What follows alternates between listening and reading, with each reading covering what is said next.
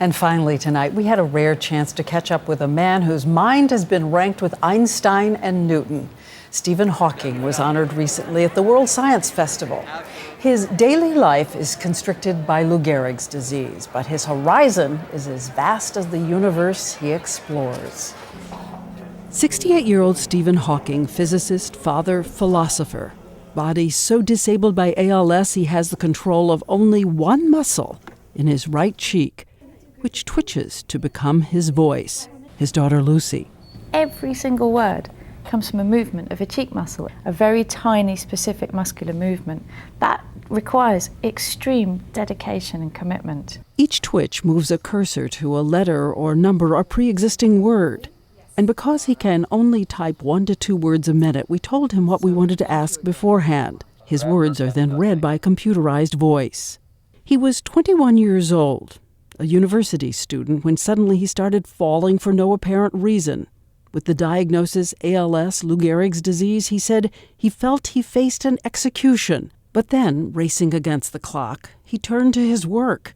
He married twice, had 3 children, and outlived the prognosis by 43 years, treating every single day as a chance to ask a new question. If the universe gave you a giant gift tomorrow, an answer, what's the answer you'd most want? I want to know why the universe exists, why there is something rather than nothing.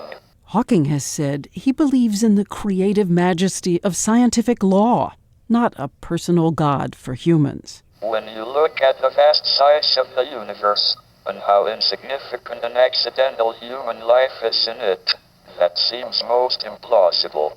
And it doesn't seem to make you sad ever that we are so insignificant in the universe. There is a fundamental difference between religion, which is based on authority, and science, which is based on observation and reason.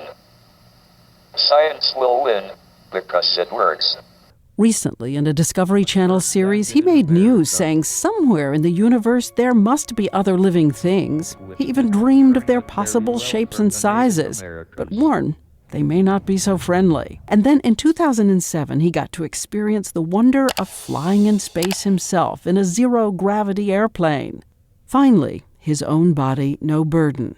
Then, back to Earth. And his 3 children, 3 grandchildren, who say he may have taught the world about black holes and gravity, but he taught them about daily courage and infinite kindness. And then what do you say to your children? What is the best fatherly advice that you give them?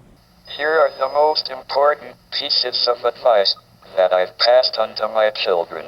1. Remember to look up at the stars and not down at your feet. 2. Never give up work. Work gives you meaning and purpose, and life is empty without it. It's beautiful advice. 3. If you are lucky enough to find love, remember it is rare, and don't throw it away. Lucky children to have you. It was tiring. Time for him to go. I think my parents' most important advice was comb your hair in the back and not just the front. But that, again, that's another very useful piece of advice. Because if you think about it, if you spent all your time looking at the stars and never looked at your feet, you would actually walk into some lampposts. It's true.